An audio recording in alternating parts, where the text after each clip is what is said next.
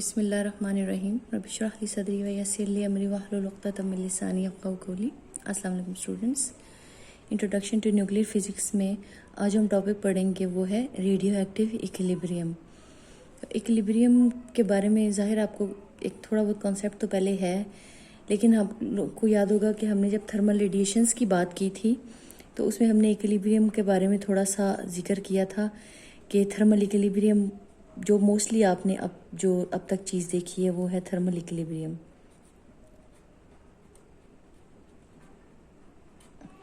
आपको याद होगा कि मैंने आपको बताया था कि जब आप एक चाय का कप रखते हैं कमरे में लाकर, गर्म कप लाकर रूम टेम्परेचर पे रखते हैं तो थोड़ी देर बाद वो आप कहते हैं कि उसमें से हीट निकल रही है और थोड़ी देर बाद क्या होता है कि वो रूम के टेम्परेचर के बराबर आ जाता है और आप कहते हैं कि अब ये थर्मल इक्विलिब्रियम पे आ गया है।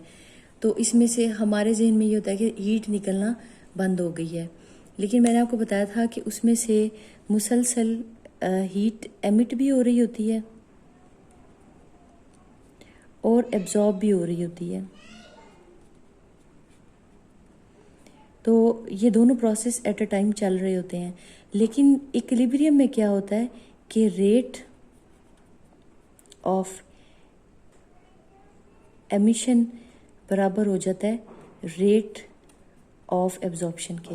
लेकिन ये दोनों प्रोसेस जो हैं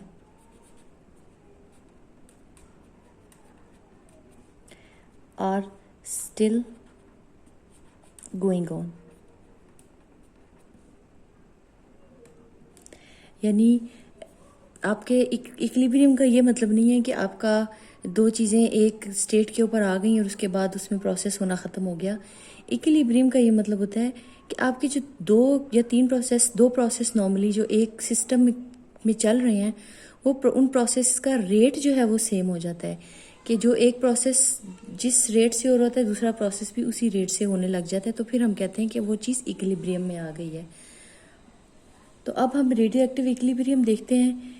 इस पे भी आपके जहन में ये बात होनी चाहिए कि रेडियो एक्टिव इक्विलिब्रियम का मतलब है कि रेडियो एक्टिविटी में जो कोई से भी दो प्रोसेस हो रहे हैं वो हम देखेंगे कौन से, तो उन प्रोसेसेस का जो रेट है उसको हम डिस्कस करेंगे। तो इसके लिए हम सबसे पहले शुरू करते हैं कि हमारे पास एक एलिमेंट है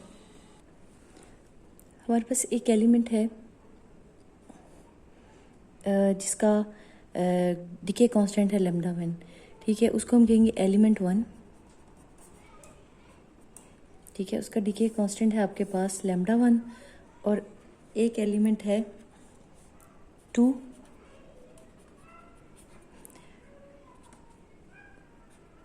उसका डिके कांस्टेंट है λ2। एलिमेंट 1 इनफैक्ट कन्वर्ट होता है, जब डिके होता है तो वो एलिमेंट 2 बन जाता है।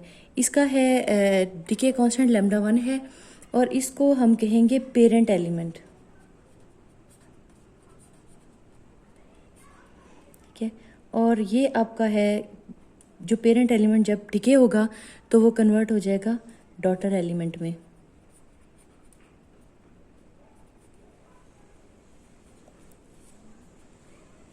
अच्छा, जब आपका रेडियो एक्टिविटी का प्रोसेस स्टार्ट हुआ, आपने उसको ऑब्जर्व करना शुरू किया T=0 पे, ये जो पेरेंट एलिमेंट है इसके सारे के सारे एलिमेंट आपके पास, सारे के सारे एटम्स जो हैं या न्यूक्लियाई आपके पास मौजूद होंगे।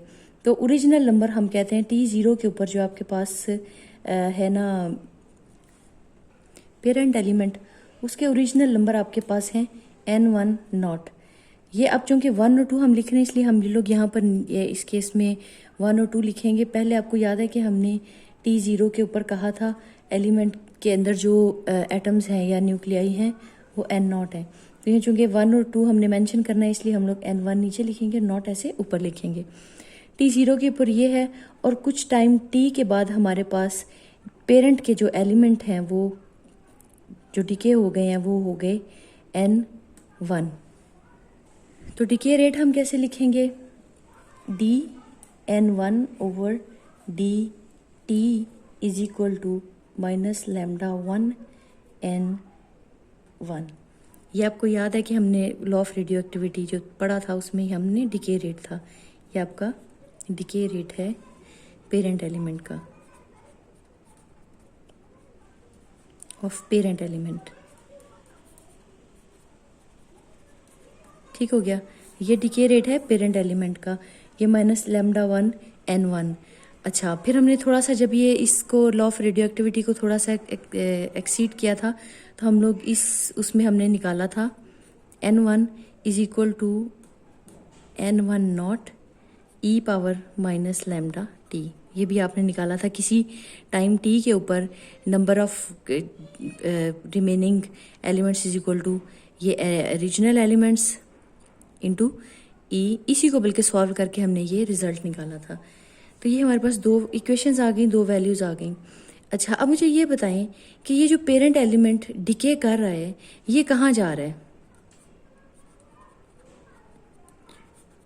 Where is it going. ये डिके करके डॉटर एलिमेंट में कन्वर्ट हो रहा है। तो मैं कह सकती हूँ कि इसका जो डिके रेट है, जो ये आपके डिके कर रहे हैं, या ये जो एलिमेंट, इस एलिमेंट पेरेंट एलिमेंट में जो न्यूक्लियस या जो एटम्स डिके कर रहे हैं वो डॉटर एलिमेंट बन रहे हैं। यानी इसका जो डिके है वो इसकी फॉर्मेशन है। ये बात मैं कर सकती हूँ, यानी मैं लिखती हूँ decay of parent element is equal to formation of daughter element.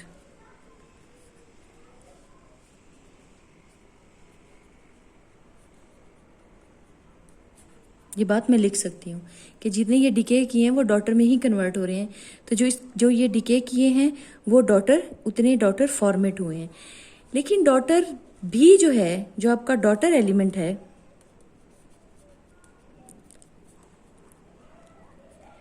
Is also radio active.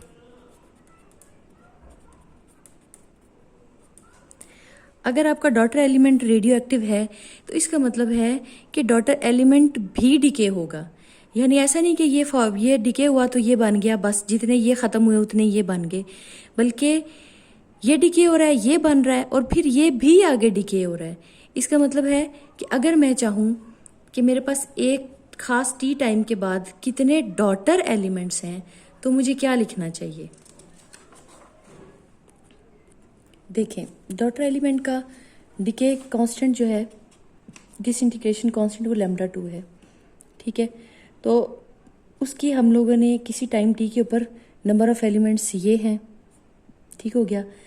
तो अगर मैं उसके लिए वो लॉ ऑफ रेडियो एक्टिविटी या डिके रेट लिखना चाहूँ तो वो मैं ऐसे लिख सकती हूँ, D N over D T is equal to, इसे बड़े ध्यान से देखें, lambda 1 n1 minus lambda 2 n2।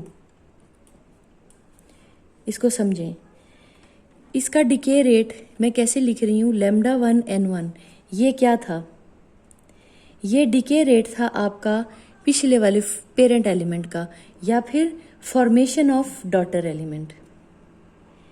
ये मैं लिख सकती हूँ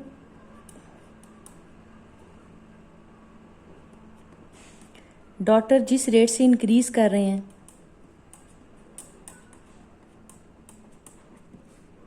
और ये है daughter decreasing.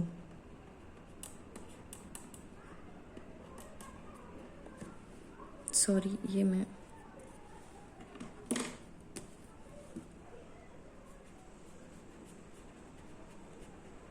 Daughter decreasing means कि मैं ये बात बताना चाह रही हूँ कि नेट इंक्रीज इन डॉटर कितनी है, डॉटर इंक्रीजिंग माइनस जितने उसमें से निकलते जा रहे हैं, जितने बनते जा रहे हैं माइनस जितने निकलते जा रहे हैं, तो तभी आपके पास बचेंगे ना, पता चलेगा कि कितने बचे हैं। जितने बनते जा रहे हैं वो माइनस जो में उसमें से निकलते जा रहे हैं, आप करेंगे तो फिर आपको पता चलेगा कि डॉटर एलिमेंट में कितनी इंक्रीज हुई है। अब इस इक्वेशन में हम लोग यहाँ से वैल्यू पुट करते हैं। ये देखिए, आपने n1 की वैल्यू जो हमने यहाँ पर लिखी थी वो वैल्यू हम यहाँ पर इसकी जगह n1 की जगह पुट कर देते हैं। तो ये आपके पास आ जाएगा, एक minute marker, dn2/dt equals to λ1 n1 naught e की power minus λ1 t minus λ2 n2। ठीक है, ये λ1 एज इट इज़ और ये n1 की जगह हमने ये वैल्यू पुट कर दी। तो ये हमारे पास ये इक्वेशन आ गई। अब हम इस इक्वेशन को थोड़ा सा रीअरेंज करते हैं, थोड़ा सा सॉल्व करने की कोशिश करते हैं और एक ख़ास रिजल्ट पे पहुंचते हैं। अच्छा, इसको अगर मैं यहाँ पर ये 2 वाली टर्म्स एक तरफ ले जाऊँ, 1 वाली टर्म्स एक तरफ रहने दूँ, dn2/dt माइनस से ये प्लस हो जाएगा, λ2 n2 equals to λ1 n1 naught e power minus λ1 t। अब इसको हम लोग एक इंटीग्रेशन करना चाह रहे हैं, ये वाला फैक्टर हम लोग ख़त्म करना चाह रहे हैं, इंटीग्रेशन करना चाह रहे हैं। और इंटीग्रेशन को आसान करने के लिए हम एक फैक्टर से इसको मल्टीप्लाई कर देते हैं। थ्रू आउट हम इसको e पावर λ2 t से मल्टीप्लाई कर देते हैं। आप ये देखें कि इससे इंटीग्रेशन थोड़ी आसान हो जाएगी। इसको आप इंटीग्रेटिंग फैक्टर भी कहते हैं, इंटीग्रेटिंग या इंटीग्रेशन फैक्टर। जिस चीज़ को मल्टीप्लाई करने से आपके पास कुछ ख़ास फार्मूले की शक्ल आ जाए और फिर आपकी इंटीग्रेशन आसान हो जाए। तो इसे हम इसे अगर मल्टीप्लाई करेंगे तो हमारे पास कुछ इस तरह की शक्ल आ जाएगी। जी, ये मैंने लिख दिया है ताकि हमारा टाइम वेस्ट ना हो। ये देखिए λ2 t हमने सब जगह पर मल्टीप्लाई कर दिया। ठीक है, इसको फिर हम थोड़ा सा रीअरेंज करते हैं। आप ये देखें, d/dt को हम बाहर ले आएँ और बाकी टर्म को हम अंदर ले जाएं तो ये आपके पास आ जाएगा n2 e पावर λ2 t। और ये इसकी जो है वो आप गौर से देखें तो ये क्या है, ये डिफ्रेंसिएशन है। जब आप प्रोडक्ट फार्मूला आप करते हैं ना, दो आपके पास मल्टीप्लाई हो रहे हो a और b, तो उनकी डिफ्रेंसिएशन आप करते हैं। पहले की डिफ्रेंसिएशन, एक को छोड़ देते हैं, दूसरे की डिफ्रेंसिएशन करते हैं, फिर दूसरे को छोड़ते हैं और पहले की डिफ्रेंसिएशन करते हैं। तो आप ये देखें, अगर ये इसकी डिफ्रेंसिएशन आप वापस जाए ना, तो इसकी डिफ्रेंसिएशन ये है। तो हम इसको लिख लेते हैं कि ये इसकी डिफ्रेंसिएशन है और इज इक्वल टू यहाँ पर हम ये बाकी चीज़ें जो हमारे पास है λ1 n1 नॉट e पावर, ये दोनों आप इस तरह लिख सकते हैं कि e की पावर, क्योंकि हम लोग इसमें कर लेते हैं ना, मल्टीप्लाई हो रही है, तो ये आप इसको लिखते हैं λ2 माइनस λ1 इंटू टी। बस थोड़ा सा हम इनके साथ इक्वेशन के साथ खेल रहे हैं। अब आप दोनों साइडों पे विद रिस्पेक्ट टू टी जो है वो इंटीग्रेट कर दें, integrating with respect to T. तो ये आपके पास इंटीग्रेशन से ये डिफ्रेंसिएशन कैंसिल हो जाएगी और यहाँ पे इंटीग्रेशन जब आप करेंगे तो ये आपके पास कांस्टेंट्स हैं, ये बाहर आ जाएंगे और ये इसकी इंटीग्रेशन आप करेंगे और इसकी इंटीग्रेशन आसान है बिल्कुल। ये देखते हैं हम, ये इससे कैंसिल हो गए तो ये आपके पास आ गया n2 e की power λ2 t is equal to यहाँ पर आपके λ1 n1 नॉट, ये पहले हमने इससे इंटीग्रेशन से बाहर निकाल लिया था, बल्कि इस तरह करेंगे हम कि मैं यहाँ पे इंटीग्रेशन लगा देती हूँ ताकि आप लोगों के लिए इसको समझना। अब ये देखें, e की पावर समथिंग की इंटीग्रेशन क्या होती है, e की पावर वही डिवाइडेड बाय जो उसकी पावर है उसकी इंटीग्रेशन। इसकी पावर की इंटीग्रेशन हमारे पास क्या आ गई, λ1 माइनस λ2। तो ये आपके पास λ2 माइनस λ1, तो ये आपके पास आ गया प्लस a, ये इंटीग्रेशन कांस्टेंट है।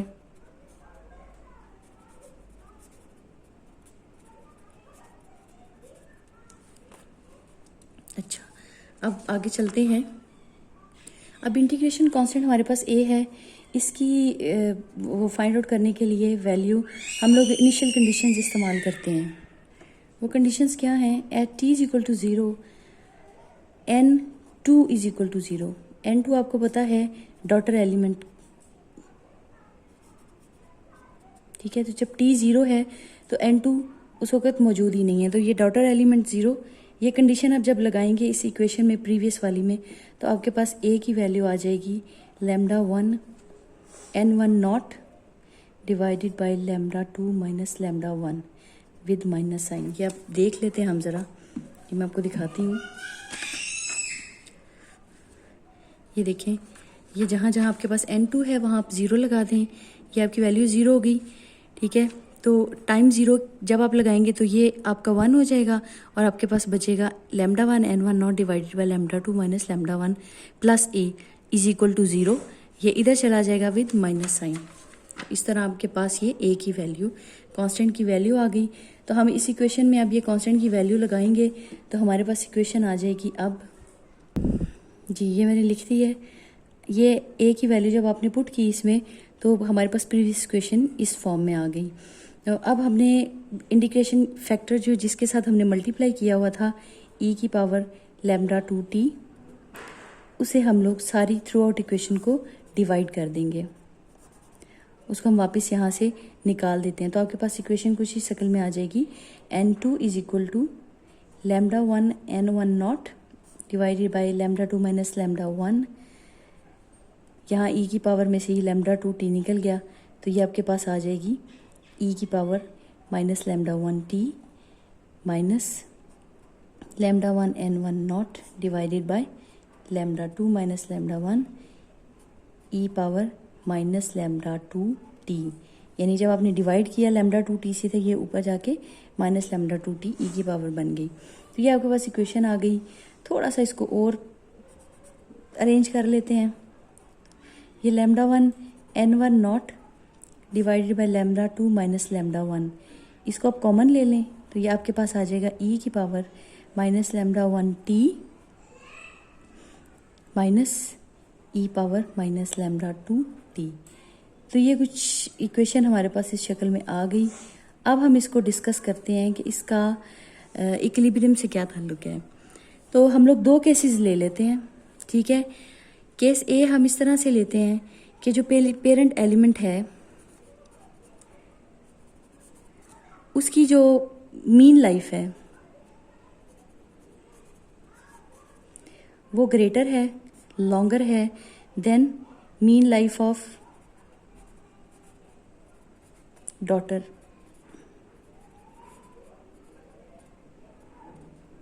एलिमेंट अगर आप मीन लाइफ की बात, अगर मीन लाइफ का फॉर्मूला लगाएं तो आप वो आपके पास 1/λ1 है ग्रेटर देन 1/λ2, ये लिख सकते हैं हम। और in other words we can say λ2 is greater than λ1।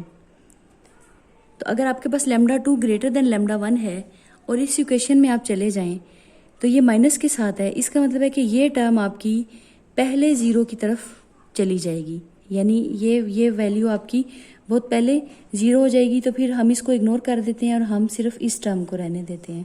तो ये आपके पास इक्वेशन, ये वाली इक्वेशन इस केस के लिए हमारे पास आ जाएगी n2 is equal to λ1 n1 naught divided by λ2 minus λ1 into e की पावर माइनस λ1t। ये आपके पास आ गई। अब आप ये देखें कि ये n1, ये आपके पास क्या है, n1 naught e power minus λ1t, ये हमारे पास था n1। ये हमने शुरू में जो इक्वेशंस लिखी थी उनमें आप ये देख लें, n1 naught e power minus λ1t, ये आपके पास n1 है। तो ये यहाँ पर हम n1 लिख लेते हैं। आपके पास आ गया λ1 ओवर λ2 माइनस λ1, n1 यहाँ है n2, n1 को इधर ले जाएं तो ये n1 over n2 is equal to λ1 over λ2 minus λ1। ये आपके पास इक्वेशन आ गई। इस सिचुएशन को अगर हम थोड़ा सा डिस्कस करें, आप ये देखें कि n2 ओवर n1 है, n2 ओवर n1 आपके पास ये कांस्टेंट आ रहा है। ये देखिए इसमें कोई वेरिएबल नहीं है, कोई टाइम का फैक्टर नहीं है, कोई और फैक्टर नहीं है। λ1 और λ2, λ1 जो है वो आपका डिसइंटीग्रेशन कांस्टेंट है,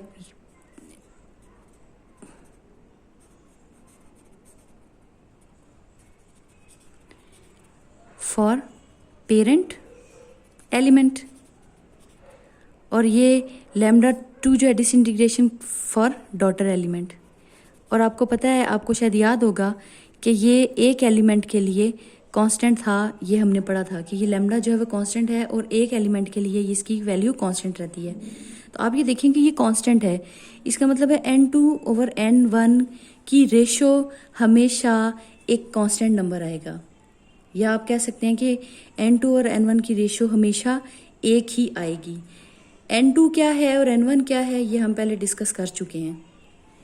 n2 आपके डॉटर एलिमेंट है किसी भी टाइम t के ऊपर, ये आपका डॉटर एलिमेंट है, और ये किसी भी टाइम t के ऊपर ये आपका पेरेंट एलिमेंट है। इसका मतलब है कि किसी भी टाइम पे आप देख लें तो आप daughter element over parent element की जो वैल्यू है वो आपके पास एक कांस्टेंट वैल्यू आएगी। ये किसी भी टाइम के ऊपर ratio of daughter element to ratio of parent element आपके पास कांस्टेंट आएगी।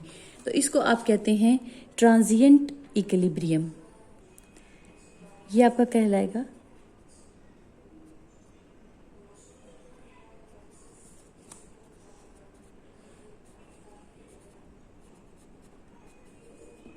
ट्रांजिएंट इक्विलिब्रियम हम कर चुके हैं। अब ये है सेकंड केस। सेकंड केस में हम ये लेते हैं कि अगर हमारा, ये हमने फर्स्ट केस में लिया था कि पेरेंट एलिमेंट की मीन लाइफ बड़ी है डॉटर एलिमेंट की। अब हम ये लेते हैं कि mean life of parent element is very very very greater than mean life of daughter element, very very greater than. इसका मतलब है कि 1/λ1 is very very greater than 1/λ2, means λ2 is very very greater than λ1। ठीक हो गया। जब ये λ2 λ1 से बहुत बहुत बड़ा होगा तो इसका मतलब है हम λ1 को इग्नोर कर सकते हैं। यानी अगर फर्ज करें λ2 10 लाख है, ठीक है, और λ1 आपके पास है 3 या 4, तो ये 10 लाख प्लस 3 को हम अप्रॉक्सीमेटली इक्वल टू 10 लाख लिख सकते हैं ना। ठीक है, तो ये λ2 माइनस λ1 को हम अप्रॉक्सीमेटली λ2 लिख सकते हैं। तो जब आप ये इक्वेशन देखेंगे आपके पास आ जाएगा n2/n1 इज इक्वल टू λ1/λ2। ठीक है, तो ये आपकी दूसरी इक्वेशन आ गई। ठीक है, इसको हम कहते हैं परमानेंट इक्विलिब्रियम।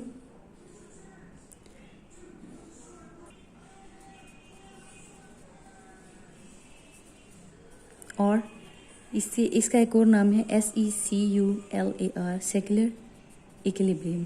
ठीक है, परमानेंट और सेक्युलर इक्विलिब्रियम। अब इसमें आप क्या देखते हैं, आप ये देखें, फर्ज करें मैं इसको रीअरेंज करती हूँ, n2/λ2 is equal to n1/λ1।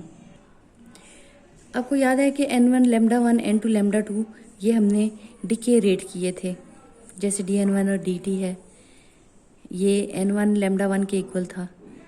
ठीक है, तो ये आपका ये डिके रेट है। इसका मतलब है कि decay rate of daughter element is equal to decay rate of parent element. यानी जिस रेट पे पेरेंट एलिमेंट डिके कर रहा है उसी रेट पे डॉटर एलिमेंट भी डिके करेगा।